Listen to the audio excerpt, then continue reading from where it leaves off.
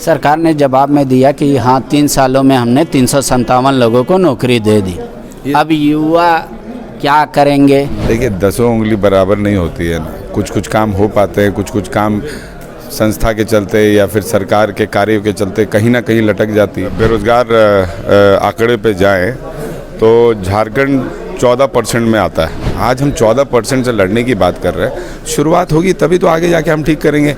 आज तो जो आंकड़ा है आपके पास, जो बाहर जाने वाले लोग हैं, जो बाहर से मतलब बॉर्डर लाइन पर जो दूसरे राज्य से पढ़ाई कर ले रहे हैं, उनकी संख्या कम है, इधर की संख्या ज़्यादा है। तो पहले इसकी तो शुरुआत हो। बिहार के नागरिक जो वहाँ के मतदाता हैं, उन्होंने तो मुख्यमंत्री जी को वोट नहीं दिया, उन्होंने तो मुझे वोट नहीं दिया। मुझे और मुख्यमंत्री जी या सत्ता दल के मंत्रिमंडल को यहाँ के लोगों ने वोट दिया। यहाँ के लोग में सभी लोग आते हैं, मूलवासी भी आता है, आदिवासी भी आता है, सभी लोग आते हैं। हमहू लूटी तुहू लोटा लूटा के छूट बा, यही उपाधि 3 साल में सरकार को मिल रहा है। हमारे साथ कांग्रेस के विधायक हैं अनूप सिंह जी। ये भाजपा ने आपको उपाधि दिया है कि सरकार की 3 साल की उपलब्धि मैंने पूछा तो कहा लूट है, लूट का छूट है। देखिए, भाजपा तो आरोप लगाएगी ही लगाएगी, लेकिन जनता क्या कर रही है? जनता तो हर उपचुनाव में सरकार को जिता के भेज रही है, महागठबंधन को जिता के भेज रही है। तो जनता जान चुकी है कि कौन जनता के हित में काम कर रहा है। और जिस तरीके से हेमंत सोरेन जी ने इतने कामों को, इतने शीघ्र पूरा करने का काम किया है, तो भाजपा घबराई हुई है। नहीं तो विधायक तो कह रहे हैं कि पहले हर 50-50 किलोमीटर सड़क मिलता था, इस सरकार में 3 साल हो गया 150 किलोमीटर भी नहीं।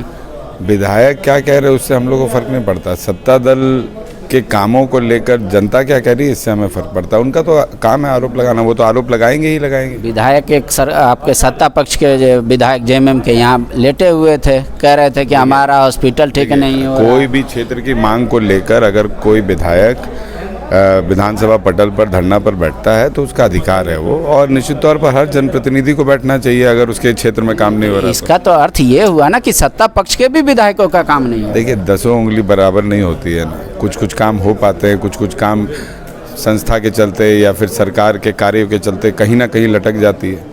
संविधान के तहत भी बहुत काम लटकते हैं। सत्ता पक्ष के एक विधायक ने कहा सदन में कि आश्वासन मिल जाता है फिर भी काम नहीं होता। आपको भी ऐसा लगता है कि जो सदन में बात कह दी जाती है वो भी पूरा नहीं होता समय पे? देखिए, निश्चित तौर पर मेरा ये मानना है कि सदन में जो बात कही जाती है उस पर बहुत गंभीर रूप से जो अभी तक का कार्यशैली मैंने देखा है कि गंभीर रूप से हम लोग संविधान नहीं कर पाते हैं। उसका मैं समझता हूं कि सरकार को और विधानसभा अध्यक्ष को भी इस चीज़ को गंभीरता से लेना चाहिए कि जो माननीय सदस्यों द्वारा प्रश्न उठाया जाए या सूचना के आधार पर किया जाए उसको गंभीरता से अधिकारी ले। ये मेरा भी मानना है कि अधिकारी लोग को गंभीरता से इसको लेना चाहिए। सरकार ने जवाब में दिया कि हाँ 3 सालों में हमने 357 लोगों को नौकरी दे दी।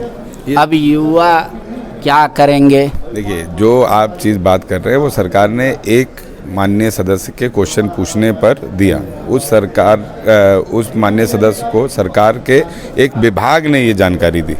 कोई सरकार की तरफ से पूरा आंकड़ा का उन्होंने जिक्र नहीं किया। उन्होंने तो बोल दिया कि भैया हमने क्वेश्चन पूछा, ये आया। सरकार से जब पूरी तरीके से आप क्वेश्चन पूछिएगा कि पूरे राज्य में रोजगार की स्थिति क्या है तो सरकार उसका उत्तर देगी। नियोजन नीति तो अभी धराशायी हो गई, कोर्ट ने टर्न डाउन कर दिया। अब युवाओं को क्या कहेंगे जो सड़क नहीं, नियोजन नीति को जो कोर्ट ने टर्न डाउन किया है ये हमारे संविधान में है कि पार्लियामेंट में हम इसको पास करा सकते हैं कोर्ट के बाद भी। ठीक है, तो हम लोग तो पार्लियामेंट में भेजने का काम कर रहे हो। गवर्नर ने भेज भी दिया। मेरे को जो सुनने में आ रहा है कि गवर्नर ने वो तो स्थानीय नीति पे भी तो नियोजन नीति पे भी सवाल आया है ना। तो अगर इस तरीके से अब तो बीजेपी को देखना है कि पार्लियामेंट में इसका समर्थन करें। जिस तरीके से नियोजन नीति का हम लोग पक्ष में, नियोजन नीति के पक्ष में हम लोग सब जाने की बात कर रहे थे। सीएम साहब ने विपक्ष के भी लोगों से आग्रह किया कि आप लोग भी चलें, और एक दिन पहले तक जाने के लिए बोल रहे थे, अगला दिन जाने से मना कर दिया। नियोजन नीति में आदरणीय मुख्यमंत्री जी या सत्ता दल के जो मंत्रिमंडल का जो सदस्य है उन्होंने क्या किया था? उन्होंने किया था कि जो 10th पास हो उनको नौकरी मिलना चाहिए, जो यहाँ से 10th पास हो। तो गलत क्या बोला मुख्यमंत्री जी ने? ये तो नहीं बोला कि जो अदर राज्य से जो लोग आके यहाँ से बरसों से बसे हुए हैं उनको नहीं मिलना चाहिए। मुख्यमंत्री जी ने ये साफ कहा कि जो झारखंड से 10th किया हो उसको प्राथमिकता देनी होगी। तो झारखंड से 10th किए वाले लोग पंडित भी हैं, भूमियार भी हैं, आदिवासी भी हैं, मुस्लिम भी हैं, सभी समुदाय के लोग हैं। कोर्ट ने तो कह दिया ये असंवैधानिक। अब यूपी बिहार के नागरिक जो वहाँ के मतदाता हैं, उन्होंने तो मुख्यमंत्री जी को वोट नहीं दिया, उन्होंने तो मुझे वोट नहीं दिया। मुझे और मुख्यमंत्री जी या सत्ता दल के मंत्रिमंडल को यहाँ के लोगों ने वोट दिया। यहाँ के लोग में सभी लोग आते हैं, मूलवासी भी आता है, आदिवासी भी आता है, सभी लोग आते हैं। कई ऐसा तर्क दिया गया कोर्ट में कि जो मान लीजिए सीमावर्ती जिले में रह रहे हैं वो दूसरे स्टेट से भी कर रहे हैं, 32 का खतियान भी है, पर उनको तो इसलिए रोक दिया जा रहा है कि भाई आप 10th और 12th झारखंड से नहीं। देखिए बाबा, कुछ बदलाव करने के लिए अभी हम अगर बेरोजगार आंकड़े पे जाएं तो झारखंड 14% में आता है पूरे हिंदुस्तान वर्ग में, और सबसे ज़्यादा जो है वो राजस्थान है 24% में, और सबसे कम जो है वो है केरल 0.1% में। तो मैं समझता हूँ कि किसी चीज़ की शुरुआत होनी चाहिए। आज हम 14% से लड़ने की बात कर रहे हैं, शुरुआत होगी तभी तो आगे जाके हम ठीक करेंगे। आज तो जो आंकड़ा है आपके पास, जो बाहर जाने वाले लोग हैं, जो बाहर से मतलब बॉर्डर लाइन पर जो दूसरे राज्य से पढ़ाई कर ले रहे हैं, उनकी संख्या कम है, इधर की संख्या ज़्यादा है। तो पहले इसकी तो शुरुआत हो, इसका तो समर्थन करना चाहिए था उन्हें। तो बीजेपी कह रही है कि 9वीं अनुसूची अब ऐसा नहीं है कि हम कह दिए उसकी समीक्षा नहीं होगी, सुप्रीम कोर्ट में कह दिया और सरकार का ये बात है, सरकार का ये पावर है, वो क्यों स्थानीयता का मुद्दा और क्यों नियोजन का मुद्दा केंद्र पे। देखिए सर, बीजेपी ये कह रही है तो बीजेपी जिसे अपना नेता मान रही है आदरणीय बाबूलाल मरांडी जी, आदरणीय बाबूलाल मरांडी जी ने क्यों नहीं ये काम किया था? वो भी भेजते 9वीं अनुसूची में, वो भी जाते SLP करते, जब उनका भी नियोजन नीति रद्द हुआ था उनको भी करना चाहिए था। तो किसी चीज़ को जब सदन से ठुकराया जाता है या किसी चीज़ को जब हाई कोर्ट से ठुकराया जाता है, उसी से सीख लेके तो सरकार काम करती है।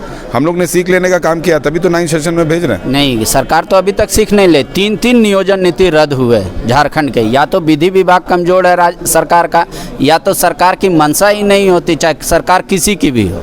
बाबूलाल की भी नियोजन नीति खत्म हुई, रघुवर दास की भी और आपकी भी। हमारी नहीं खत्म होगी, हम जाएंगे, ऊपर जाएंगे। बायोम ने दिए हैं नीट 2022 के Jharkhand toppers. Class 8, 9, 10, 11th and 12th के स्टूडेंट्स के लिए आ गया है बायोम टैलेंट रिवॉर्ड एग्जामिनेशन, जहां उड़ान एडमिशन स्कॉलरशिप में पाएं up to 1.25 crore discount and up to 100% scholarship in classroom program along with cash prize and reward. बायोम, हीनू एवं नगरा टोली, रांची। विवेकानंद विद्या मंदिर स्कूल एक CBSE affiliated English medium coed school है। हम शिक्षा के साथ संस्कार देते हैं। The followup.in. Like, share, and subscribe.